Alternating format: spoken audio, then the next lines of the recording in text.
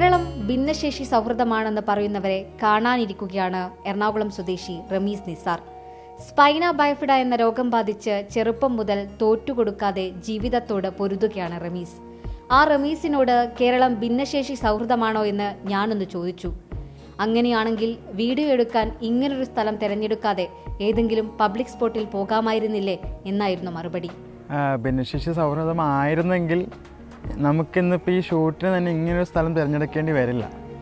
ഏതെങ്കിലും ഒരു പബ്ലിക് പ്ലേസോ പാർക്കോ അല്ലെങ്കിൽ നമ്മുടെ റോഡിന് സൈഡ് ഫുട്പാത്തുകളോ നമുക്ക് തിരഞ്ഞെടുക്കാമായിരുന്നു.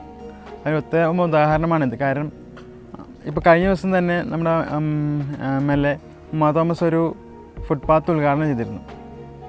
അത് ഭിന്നശേഷി സൗഹൃദമാണെന്ന് വെച്ചാൽ അല്ല. കാര്യം 4 കുറ്റികൾ കൊണ്ടുവന്ന് വെക്കുന്നുണ്ട് ബൈക്ക് കയറാതെ. പക്ഷേ അവിടെ എക്സ്ട്രാ നമുക്ക് ഡിസേബിൾഡ് ആൾക്കാർക്ക് പോകാൻ വേണ്ടിയിട്ട് ടാക്ടൈൽ ടൈൽസ് ഇട്ടിട്ടുണ്ട്. അതായത് ബ്ലൈൻഡ്സിനും അല്ലാതെ ഡിസേബിൾഡ് ആയിട്ടുള്ള ആൾക്കാർക്ക് പോകാൻ വേണ്ടി ഒരു ടൈലാണ് ടാക്ടൈൽ ടൈൽസ്. അത് വരുന്ന സ്ഥലം പോലും കുറ്റി വെച്ച് മറച്ചിരിക്കുകയാണ്. പിന്നെ എങ്ങനെ ഭിന്നശേഷി സൗഹൃദം എന്ന് കേരളം പറയാൻ പറ്റുക? പെൻഷനുകൾ കിട്ടും, ഒരു 6 മാസം കൂടുമ്പോൾ കിട്ടും. 6 മാസം എന്തെങ്കിലും സെലിബ്രേഷൻസ് വരുമ്പോൾ, ഫോർ എക്സാമ്പിൾ വിഷു ആകുമ്പോഴത്തേക്ക് വിഷു കൈനീട്ടം എന്ന് പറഞ്ഞ് വരും. ശരിക്കും അത് വിഷു കൈനീട്ടം അല്ല, നമുക്ക് കിട്ടേണ്ട ഒരു അർഹതപ്പെട്ടൊരു ഇതാണ്. ഇനിയിപ്പോൾ ഡിസംബർ ആകുമ്പോൾ വരും ഡിസംബറിൻ്റെ സമ്മാനം എന്ന് പറഞ്ഞിട്ട്. അങ്ങനെയല്ല ഞങ്ങൾക്കത് കിട്ടേണ്ടത്. ഞങ്ങൾക്ക് അർഹതപ്പെട്ടത് മാസം കിട്ടണം. ഇത് 6 മാസം 7 മാസമൊക്കെ പെൻഡിങ് കിട്ടി കഴിഞ്ഞിട്ട് 2 മാസത്തെ കുടിശ്ശിക തരും. എന്നിട്ട് പറയും ക്രിസ്മസ് സമ്മാനം, വിഷു സമ്മാനം. ശാരീരികമായ പോരായ്മകളിൽ തളരാതെ സാധാരണക്കാരെ പോലെ ജീവിക്കാനാണ് ആഗ്രഹം. അതിനായി റമീസ് എല്ലാം ചെയ്യുന്നുണ്ട്. ബോഡി ബിൽഡർ, മോഡൽ, വളണ്ടിയർ തുടങ്ങി ഇപ്പോഴിതാ നീന്തൽ പഠിക്കാനും പോകുന്നു.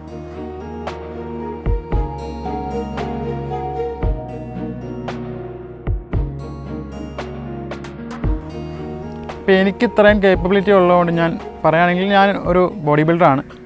അപ്പോൾ എനിക്ക് എൻ്റെ കയ്യിൽ പവർ ഉള്ളതുകൊണ്ട് ഞാൻ ഇത്രയും ആരും സപ്പോർട്ടില്ലാതെ ഇത്രയും ട്രാവൽ ചെയ്യുന്നു.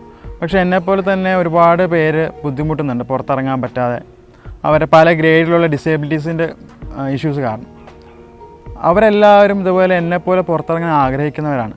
പക്ഷേ എന്തോ ഇതൊന്നും ആർക്കും വേണ്ട എന്നുള്ള രീതിയിലാണ് പൊതുജനം കാണുന്നത്. പൊതുജനമല്ല, പ്രത്യേകിച്ച് ഭരണകൂടങ്ങൾ കാണുന്നത്. റമീസിനെ പോലുള്ളവർക്ക് വേണ്ടത് സിമ്പതിയല്ല, എല്ലാവരെയും പോലെ ജീവിക്കാനുള്ള അടിസ്ഥാന സൗകര്യങ്ങളാണ്. സ്കൂളിൽ പോകണമെങ്കിൽ എന്ത് വേണം? ട്രാൻസ്പോർട്ടേഷൻ വേണം. പ്രോപ്പർ ട്രാൻസ്പോർട്ടേഷൻ ഇല്ല. ട്രാൻസ്പോർട്ട് ചെയ്ത് ഇനിയിപ്പോൾ സ്കൂളിലെത്തി സ്കൂളിൽ റാമ്പില്ല. സ്കൂൾ കഴിഞ്ഞ് സ്കൂളിൽ എങ്ങനെയെങ്കിലും പഠിച്ചു കഴിഞ്ഞ് കോളേജിലെത്തിക്കാൻ കോളേജിൽ റാമ്പില്ല. ഇവിടെ എല്ലാം പോകുന്ന ട്രാൻസ്പോർട്ടേഷൻ ബുദ്ധിമുട്ടാണ്. ഇനി ഇൻ കേസ് ജോലി കിട്ടിക്കഴിഞ്ഞാൽ ജോലിയിടവും ഭിന്നശേഷി സൗഹൃദമല്ല. കേരളം ഭിന്നശേഷി സൗഹൃദമാണെന്ന് ഘോരഘോരം പ്രസംഗിക്കുന്നവർ ആദ്യം കേൾക്കേണ്ടത് റമീസിനെ പോലുള്ളവരുടെ വാക്കുകളാണ്. 2024 ഡിസംബർ 3 ന്യായമായ ഇവരുടെ ആവശ്യങ്ങളൊന്നും നിറവേറ്റാൻ ഇവിടുത്തെ സർക്കാരുകൾക്ക് കഴിഞ്ഞിട്ടില്ല. എല്ലാം മാറുമെന്ന് പ്രത്യാശിക്കാൻ മാത്രമാണ് ഈ മനുഷ്യർക്ക് സാധിക്കുകയുള്ളൂ. വീഡിയോ ജേർണലിസ്റ്റ് CP വിജീഷിനൊപ്പം reporter Anjali Sreejitharaj, in reporter, Kochi.